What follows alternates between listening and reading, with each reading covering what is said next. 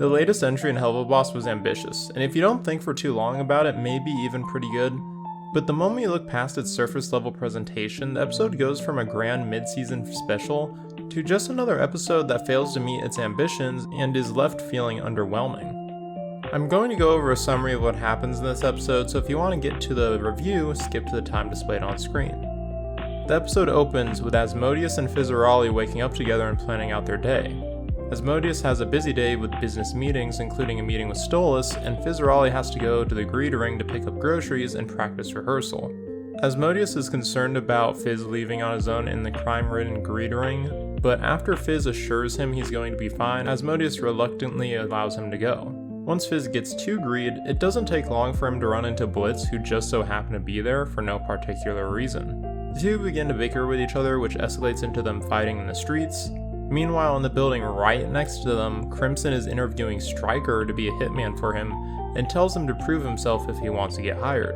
Stryker notices Blitz and Fizz fighting and captures them both and brings them to Crimson. Meanwhile, Asmodeus is meeting with Stolas, who is asking him for assistance in finding a way for Blitzo to travel to Earth, since Asmodeus is one of the only beings in Hell that has legal access to Earth, but Asmodeus denies his request since he knows how much Fizz hates Blitz. Their meeting is interrupted by Crimson sending a ransom video to Asmodeus, making him an offer to meet Crimson's demands in return for Fizz's safe return. Back at a warehouse where Blitz and Fizz are being held, the two spend an ample amount of time bickering about each other's love lives while they are captured, but eventually are able to escape, and along the way we see a flashback to when Blitz and Fizz were in the circus together, and Blitz, in a fit of jealousy towards Fizz's popularity, accidentally lit the fire that burned down the circus, that blew up Fizz and killed Blitz's mother. Blitz apologizes for what happened and says he tried to visit Fizz, but due to a miscommunication, were never able to see each other and believed they hated each other. Before they are fully able to escape, Stryker captures Fizz and is about to execute him, but Blitz shoots a gas can, blowing them both up, and Stryker escapes while Fizz is surrounded by fire. Blitz rescues Fizz and the two make up in a hug, and Fizz returns to Asmodeus. Asmodeus tries to comfort Fizz by mentioning that he denied Stolas' request for an Asmodean crystal, but Fizz tells Asmodeus to give Stolas the crystal anyway, citing that Blitz has earned it, and the episode ends with Fizz and Asmodeus being lovey-dovey. We have quite the unexpected mixed bag of characters. I would have never guessed that not only both Stryker and Crimson would be in this episode, but that they would join forces, which elicited the most feeling and intrigue I've had in this show in a long time. Crimson plays the exact role in this episode that I expected him to after his introduction in X's and O's. A low-threat mob boss who puts the main cast in difficult situations and sends expendable goons that can die in creative ways. This character has so much potential to act as the catalyst for some interesting narratives and setups for action scenes, and he does that in this episode. He doesn't ever overstay his welcome, he acts villainous enough to be a worthy adversary but never so evil that he seems dangerous, and is never over-humiliated for the sake of making him the butt of a joke, but can still have some moments where his aggressive nature can be funny, like at the end of the video recording to Asmodeus. I was dubious of Crimson as a character when he was first introduced, and while he's by no means an outstanding character, this episode utilized him so well by making him the background villain that I'm actually looking forward to seeing him again. Unfortunately, while Crimson was utilized so effectively in this episode that he played his role better than he did in the previous episode where he had more screen time, the exact opposite can be said for Stryker. Stryker returned a lot sooner than I expected, which was a pleasant surprise that quickly became as enjoyable as a hammer to the knee.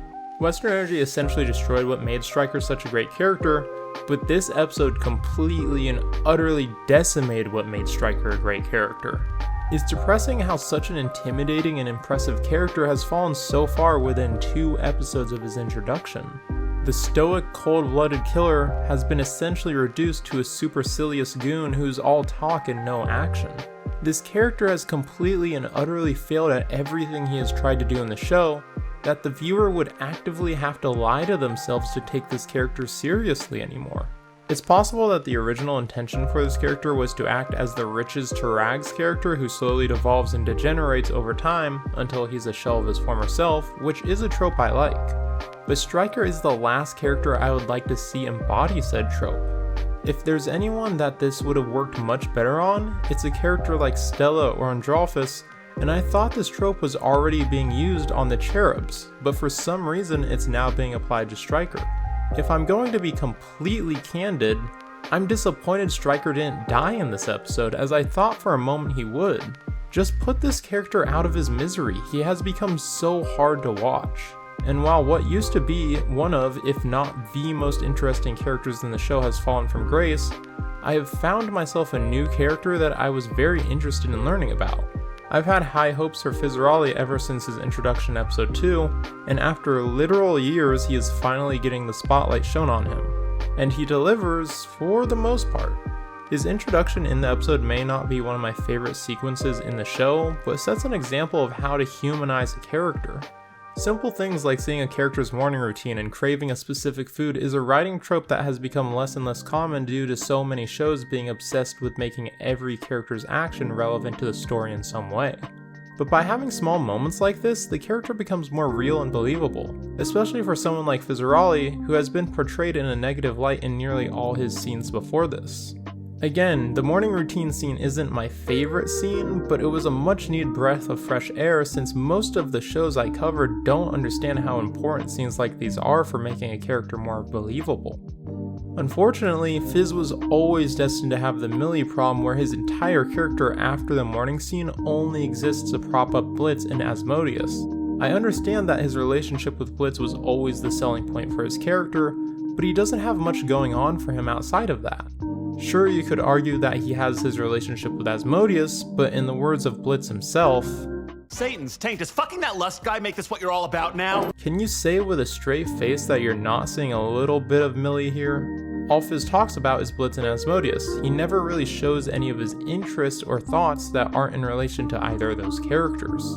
And speaking of these characters, let's tear one to pieces and praise the other one for being the best part of the episode. I'm just going to say this because no one else will. Asmodeus is a boring character. His design is impressive and unconventional for a portrayal of lust, and I applaud that. But as far as his personality goes, there's not much there. Outside of his love for Fizz, what do we really know about him? The only semi-interesting trait he really has is his hatred for love, which evidently is a farce he puts up for appearance's sake. But it doesn't really matter if he exposes himself as a hypocrite because there are no established consequences for him being found out.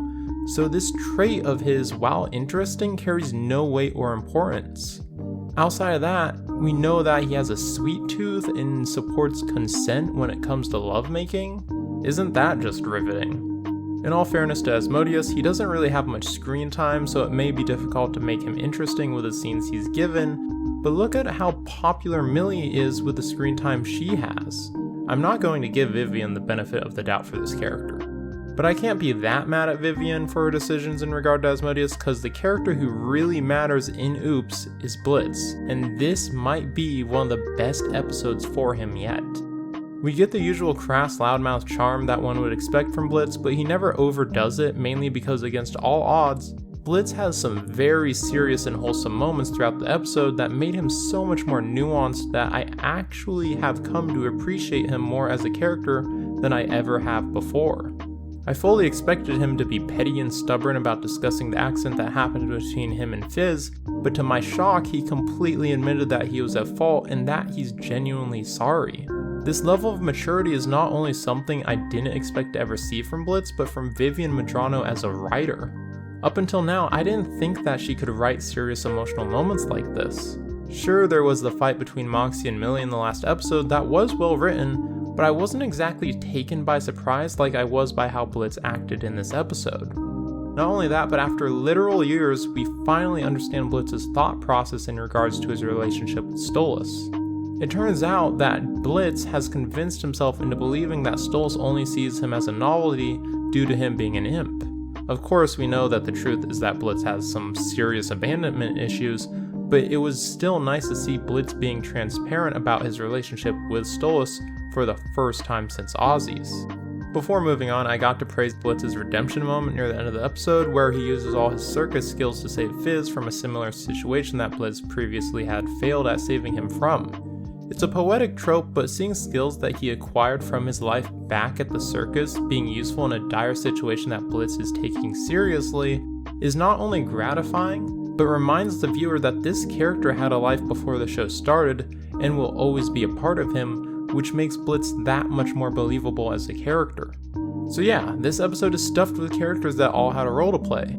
Is what I would have said if Stolas wasn't in this episode. I understand why he was in the episode since he wanted the Asmodean crystals, but his existence could have been just as, if not more effective, if his bargaining with Asmodeus was saved for the end of the episode or as an after-credit sequence. But besides from Stolas, everyone served the episode in their own way, and all of them had the proper amount of screen time, but some did utilize their screen time more effectively than others. Crimson was an unexpectedly strong addition to the episode, while Asmodeus only existed to prop up Fizz or Ollie, and even though I think Fizz as a character is a bit shallow at the moment, it was fun to watch him. It's just too bad that the character who you would expect to steal the spotlight was completely undermined by how fantastic Blitz was in this episode. Now, let's move on to something that is not the biggest issue with the episode, but irritated me throughout the entirety of me watching it. This episode is very light on humor, which is not to its detriment, but the humor that is in this episode is mostly visual, and guess what it is? Guess. Did you guess phallic jokes? Not 1, not 2, not 3, not 4, not 5, but 6 times?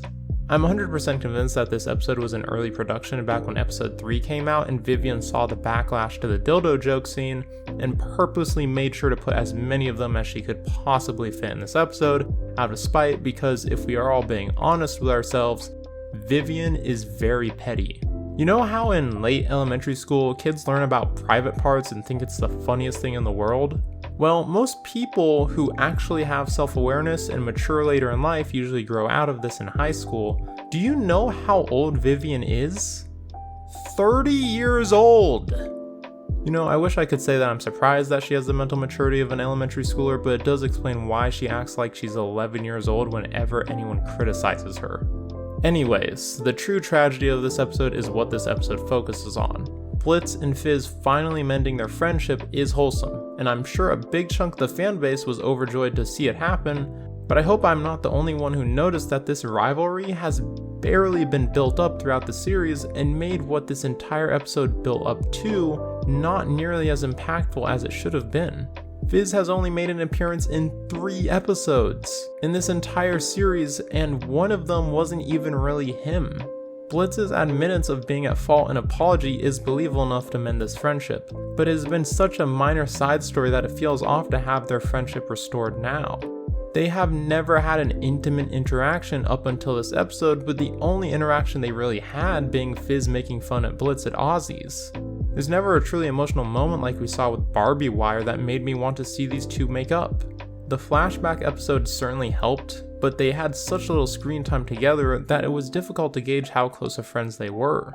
But for the sake of argument, let's say we couldn't add an episode into the past where we see them run into each other more, or we get a flashback episode.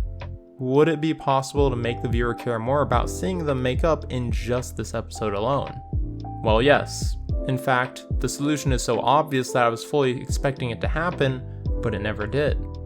Just imagine if throughout the episode while they were captured together, being around each other so much in the last 15 years made them reminisce about their friendship. Imagine if we got a 2 to 3 minute flashback from both Blitz and Fizz where they simply just remember the good times they had together, such as them meeting each other for the first time, them playing together like we saw in the flashback episode, them going to the concert together where we see them take the picture that Blitz has on his phone, Blitz realizing that Fizz is his first ever crush, anything where we get to see how much fun they used to have together so that the viewer is emotionally invested in seeing these two becoming friends again. But in the reality we live in, we only get one scene where we get to see these two having a good time together, and that scene was great, and now serves as a reminder of what I would have loved to see more of to make this episode more impactful and them becoming friends again more rewarding. What makes this entire situation even more annoying is that this episode is filled with completely pointless scenes that could have been replaced with the aforementioned flashback scenes that this episode needed. Although it was nice that Asmodeus got more screen time through the lawyer B-plot, this B-plot literally added nothing to the episode whatsoever. It wasn't funny, we didn't learn anything new about the characters except Stolas likes to read, and it had no important impact on the narrative. I can't even imagine who thought these scenes were worth putting in the episode during the storyboarding process. It had the potential to flesh out Asmodeus more if throughout the episode we see him struggling to choose between trading his power and assets over saving Fizz, with the final scene ending with him choosing Fizz, and right before he signs the contract, Fizz walks through the door, showing just how much Asmodeus really does care for him. But we didn't get that. Instead, we got an out-of-place side story that I don't think anyone enjoyed and only bloated the runtime of the episode. There's also the musical segment that contained what I truly believe to be one of the worst songs in Helluva Boss, which may have been intentional, but it did not need to be 2 minutes long. I really like how the song played into the narrative and actually had a purpose, unlike most musical numbers, but it just kept on dragging on and on to the point where I'm better off just skipping this scene when I rewatch the episode. And what really made the song even more unenjoyable is that I can't help thinking about how those 2 minutes could have been utilized better. Be it the flashback idea I had, or even some more Asmodeus scenes to see what he's like when he's not obsessing over Fizz, or just cutting that time out of the episode altogether. This episode was so close to being as good as everyone thinks it is, but the moment you notice all the issues I pointed out, the episode becomes less and less enjoyable and more frustrating if nothing else. The only thing Oops really excelled at was its characterization of Blitz, but that's it. There's no other standout moments throughout the episode that made using 27 minutes of my time not feel wasted. Having to watch this episode felt like a chore, but ironically enough is tied with X's and Oo's for the second best episode of the season. And it's at this point I have to admit that I don't even think the episode is bad. It had some very interesting narrative beats, such as a Sin of Hell getting screen time, seeing Crimson and Stryker in the same episode, an explanation of what happened between Blitz and Fizzerali, and of course, Blitz and Fizzerali becoming friends again. All of those moments are incredibly interesting and captivating, and keep the episode from being boring because you want to see where the episode is going with so many plot points playing out all at one episode. But the truth is none of them end satisfactorily. Asmodeus is bland, Crimson and Stryker barely interact, Stryker has degraded as a character more than ever before, the explanation of what happened between Blitz and Fizz was super sudden and didn't last nearly as long as it needed to be to make the wait feel worth it, and Blitz and Fizz making up was unrewarding, since there are so very few moments that made the viewer want to anticipate their arc coming to a close, and it kind of felt like their arc was still in its infancy when it ended. I applaud Oops for trying so hard to make a captivating episode, but it ultimately bit off more than it could chew, and once the credits were on screen, I couldn't help but feel unfulfilled and irritated at how some of the plots that were so interesting felt wasted or failed at meeting the expectations that they built up. In conclusion, Oops, from an entertainment and writing standpoint, is less of a bad product and more of a failure.